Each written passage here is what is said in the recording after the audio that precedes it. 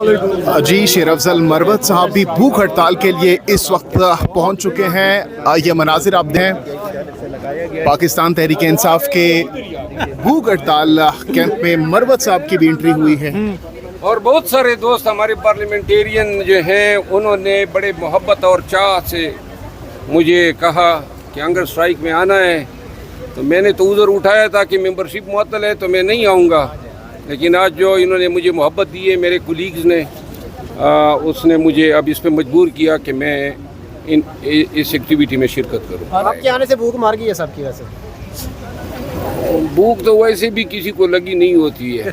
مروت صاحب آج آپ کی کافی دنوں بعد قومی اسمبلی آمد ہوئی ہے، کافی خوشگوار ملاقات آپ کی اندر ہوئی ہے، تمام تر قومی اسمبلی کے ارکان سے بڑے اچھے انداز میں اچھے ماحول میں گفتگو کی گئی۔ آج مجھے بڑی خوشگوار حیرت ہوئی، تقریباً جملہ ممبران صاحبان ہمارے پاکستان تحریک انصاف کے میں نے بڑے پیار بڑے چاہ محبت سے ملے، میں ان کی عزت افزائی پہ مشکور ہوں، اور بلکہ میٹنگ میں مجھے ویلکم کیا گیا۔ عمر ایوب خان صاحب میرے سیٹ پہ تشریف لائے، ہاتھ ملایا، کافی عرصے بعد آج ہماری بات چیت بھی ہوئی، ان کا بھی میں مشکور ہوں۔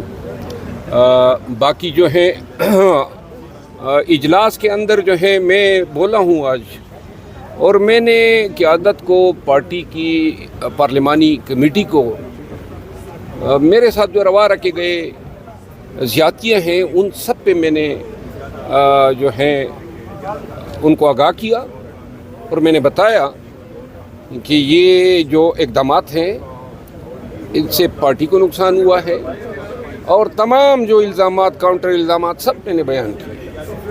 تو بہرحال بڑے تحمل سے سب نے سنا، اور میں نے بھی پارٹی میں اتحاد اور اتفاق کے لیے اس میں اچھی باتیں کہی۔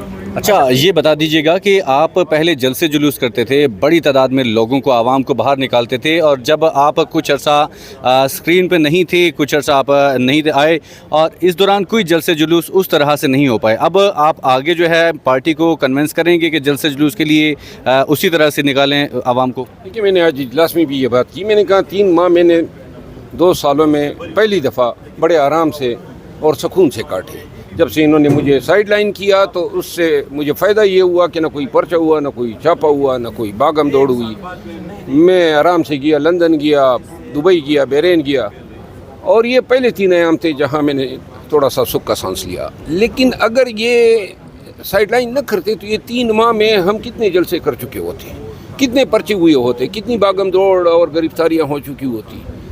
تو دوسری بات جو میں نے آج کل کے میں نے کہا، اور میں نے کہا کہ شاید یہ بات کسی کو اچھی لگے یا بری لگے، لیکن میں سمجھتا ہوں کہ پورے ملک میں اور پاکستان تحریک انصاف میں وہ واحد شخص ہوں جو عوام کو نکال سکتا ہوں۔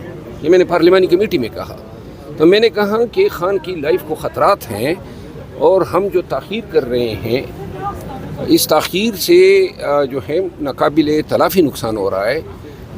دوسری بات میں نے یہ کی، میں نے کہا کہ جی یہ میرے ساتھ جو ہونا تھا، جتنا کرنا تھا وہ ہو گیا، اس سے زیادہ میرے ساتھ کوئی اور برا نہیں کر سکتا ہے پارٹی میں بشمول خان صاحب، اور نہ پارٹی میرے ساتھ کوئی احسان کر سکتی ہے، نہ میرے سر پہ کوئی تاج رکھ سکتی ہے، اور نہ مجھے پارٹی کی کسی احسان کی ضرورت ہے۔ میں ایک والنٹری کاز کے لیے، پاکستانیوں کے لیے، خان کے کاز کے لیے یہ خدمات انجام دے رہا ہوں اور دے رہا تھا، تو لہٰذا یہ سمجھ آنی چاہیے کہ اس سے زیادہ تو آپ کے پاس کچھ راہ ہی نہیں ہے۔ میں نے یہ بھی کہا، میں نے کہا آگے یہ رہ گیا کہ آپ مجھے نکال دیں، میں نے کہا اس کے لیے بھی میں مینٹلی تیار ہوں، لیکن آپ سوچیں کہ بلا کیا کر رہے ہیں۔ اور دوسرا میں نے سوالات کیے کہ کوئی ایک غلطی تو بتا دے، کوئی ایک غلطی کوئی بتا دے، غلطی کیا ہے؟ 1-2 حضرات کے ساتھ اگر میری ناچاکی تھی تو اس کا یہ طریقہ تو نہیں تھا۔ تو بہرحال اب مسئلہ یہ ہے کہ خان صاحب جو ہیں پتہ نہیں کیوں مجھے طلب نہیں کر رہے ہیں۔ 16 کو میں نے جانا تھا، درمیان میں یہ سسپینشن ہو گئی ممبرشپ کی۔ میرا مسئلہ یہ ہے کہ میں اگر اب خان کے پاس جاؤں گا تو میں کیا مانگوں گا کہ جی وہی وہ باغم دوڑ، یہ دکم پیل، یہ پرچے، یہ احتجاج، یہ ریلیاں مجھے دے۔ تو لہٰذا ایک چیز جو میں نے پہلے بھی کی 9 مئی کے بعد، اور اس کے بعد ریوارڈ مجھے اس شکل میں ملا کہ آج آپ دیکھ رہے ہیں. دوبارہ میں یہی کام کرتا ہوں اور دوبارہ پھر اس کے بعد حالات تبدیل ہوتے ہیں اور پھر میرے ساتھ ہوتا ہے. تو لہٰذا میں نے یہ چیز کلیئر کرنی ہے پی ٹی آئی کو بھی اور قیادت کو بھی اور خان کو بھی. اگر میں زیادتی یا غلطی پر ہوتا تو خدا کی قسم کوئی مجھے یہ فکر نہ ہوتی کہ میں ہر اس شخص سے معافی مانگتا جو مجھ سے ناراضگی محسوس کرتا. لیکن چونکہ میں سمجھتا ہوں کہ میں وکٹم ہوں تو لہٰذا میں ایسی فطرت ہے کہ ناجائز یا زیادتی کوئی بھی کرے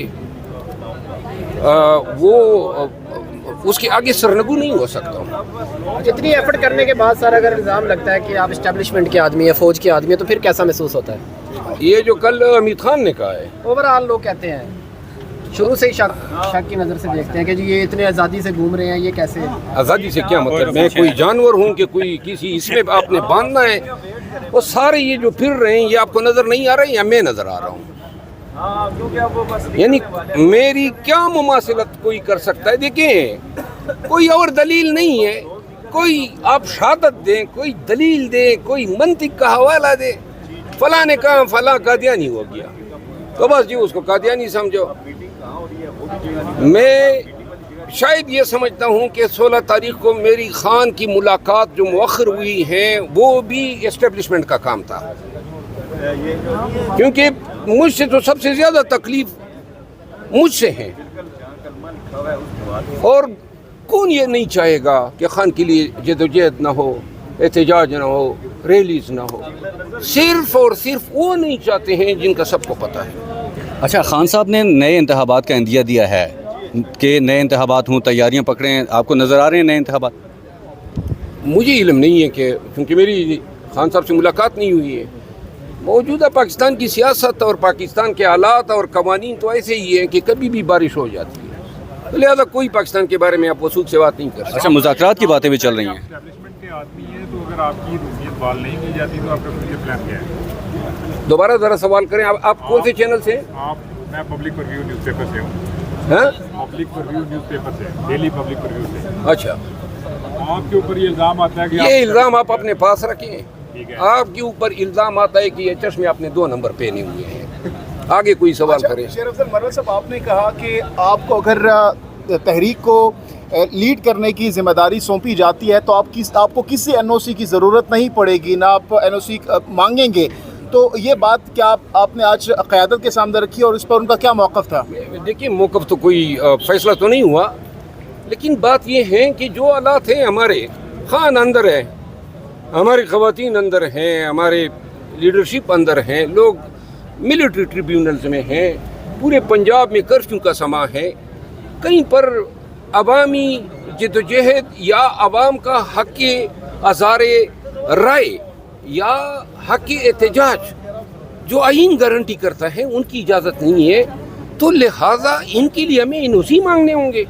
یعنی کہ حکومت این او سی دے گی کہ ہاں آئیں جی ہمارے خلاف احتجاج کریں. یہ کون سی منطق ہے؟ وہ ہمیں اجازت دیں گے، فیسیلیٹیٹ کریں گے.